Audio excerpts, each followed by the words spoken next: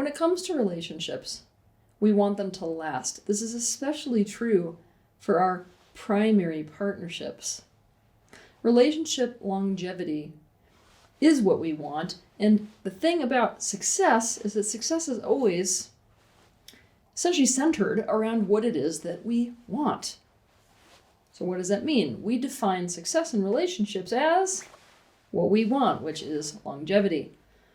When we want longevity in relationships, that is what we intend in relationships. And you can even see this intention embedded in our wedding vows. Most wedding vows in the world say some form of "till death do us part," or some religions even longer.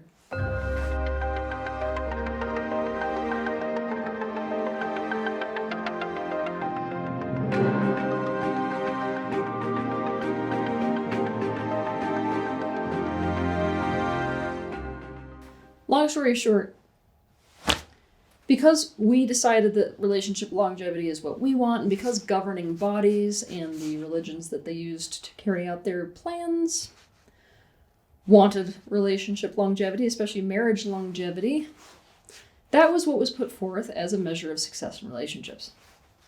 And this is now how society sees success in relationships.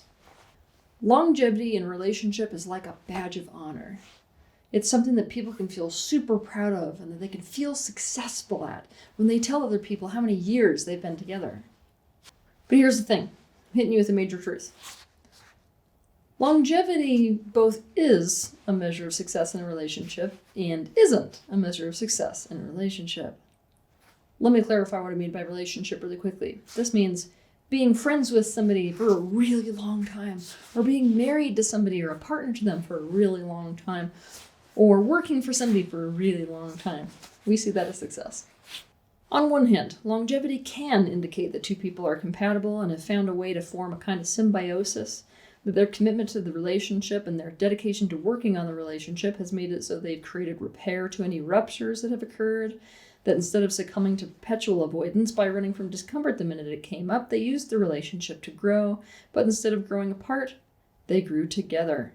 It can indicate that they are practicing the mastery of relationship. It can mean that the relationship is healthy. It can indicate that the relationship is successful. On the other hand, longevity can indicate that for whatever reason, two people are committed to staying together no matter how incompatible and miserable they both are. That in response to the pain of the relationship, in order to stay together and not make a change, they each figured out coping mechanisms to deal with the relationship. As a result, they did not grow. They are not in a relationship that is healthy, and they are not in a relationship that is successful. It is a big mistake to make that because somebody is in a long-term relationship for many years, that automatically means the relationship itself is good and that the relationship itself is successful and happy. Believe me when I tell you, people are capable of staying in, let's say, dysfunctional and toxic relationships for their entire lives. When we as people don't recognize this, and we see longevity as the definitive marker for success in a relationship, anytime we see somebody who's in a long-term relationship, we think, oh my gosh, they've found the key to the mastery of relationships, especially we do this with marriage. The thing is, they might have found the key to successful marriage or successful relationship. Do you know what else they might have found? They might have found the key to creating a toxic dynamic that lasts a lifetime, or the key to coping with a dissatisfactory relationship rather than changing the relationship or getting into a different one. So that you can understand this in a concrete way, I've got an example for you. Miriam has been married to Robert for 45 years. As a result of this, many people who know them, including 3 out of 4 of their children, see their relationship as a really successful one. When they were in their late 20s, Robert started a sales business. As a result, he was gone from the family about 3/4 of the time. Miriam was miserable. Not just miserable because he was gone all the time, but miserable because when he was there, he was disengaged with both her and the children when he was home. On top of this, he had a raging temper. He also had an affair. Robert felt completely bored by Miriam. According to him, Miriam never made any decisions for herself. She had no passion, nor did she have any real interests. She was never exciting. Not only that, he felt neglected in terms of sexuality. Robert resented the dependency that Miriam tended to foster in him, and not only this, he detested how passive-aggressive she was. Neither of them were happy. The relationship was not a good one, and it was full of dysfunctional patterns. However, both Miriam and Robert stayed committed to keeping the relationship together. They both cared a lot about their family's opinions. And here's the thing.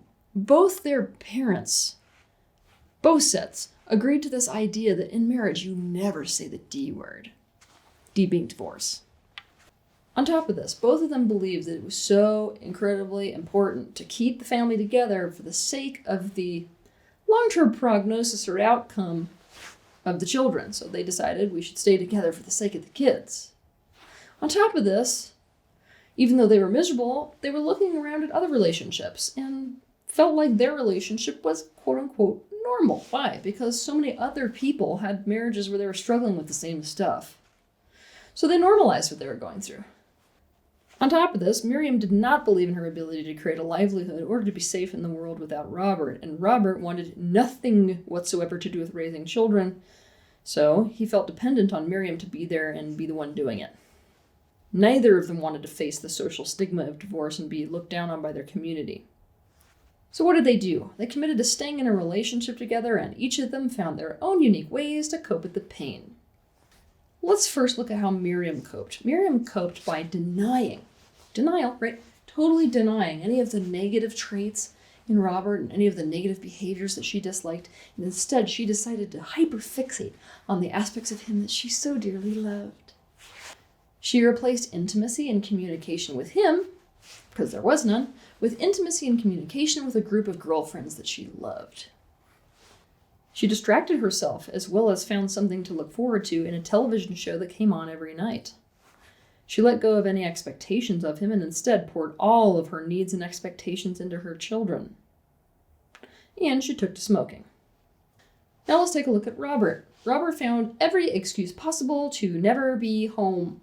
He considered home to be like a safe, kind of a stable nest that was always there in case he wanted to go home, but let's just be honest, all of his zest for life was found independent from any member of his family. When he was home, he took the edge off of his irritation with a gin and tonic every afternoon, which he would grab and then sit down in front of the television set and obsess over sports games. He made sure to make the children aware that they were not to expect anything from him whatsoever and to go to their mother for everything that they needed. Also, he would buy presents occasionally for Miriam. Not really because it made him happy to see her happy, but because doing so brought him little relief from the tension that was ever present in their relationship. Miriam and Robert were not happy, even though, if you ask them, they would look at you and say, yeah, we had a good marriage, we've had a good life. So a lot of people say that they're happy, they're not genuinely happy. This couple is an example of that. Not only that, they considered themselves to be successful and to have a successful relationship because they had been together for so long. Now this is going to get good. You ready? Because you remember how I said that most people think that people who have been in a long-term relationship definitely know what the success in a relationship is all about? When people ask them what it takes to make a marriage good or to make a relationship last, would you like to know what they each say? Miriam will look at you dead in the face and say, it's all about accepting exactly who your partner is and never expecting them to change. And Robert will look at you dead in the face and say, it's all about using your head to select a partner rather than your heart. It's really important to make sure that the person that you choose is financially responsible, keeps a good home, and makes a good mother or a parent.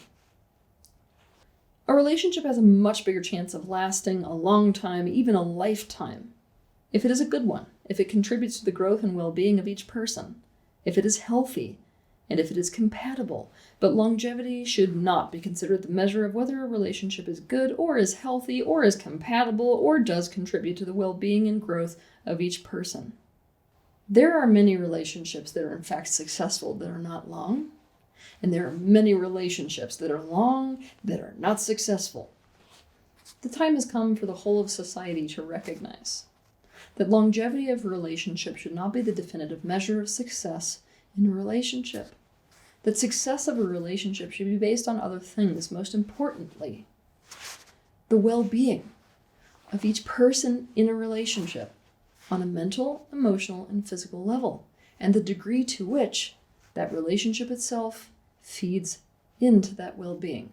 Of course, if the whole of society were to realize this, the entire structure of society would have to change. Have a good week. If you liked this video, be sure to hit the like button, subscribe to my channel, and consider sharing this video with your friends. You can also click on the bell icon to be notified of the next time that I post a video. I want to thank you personally for the bravery that you have to step into awareness. I'll see you in the next video.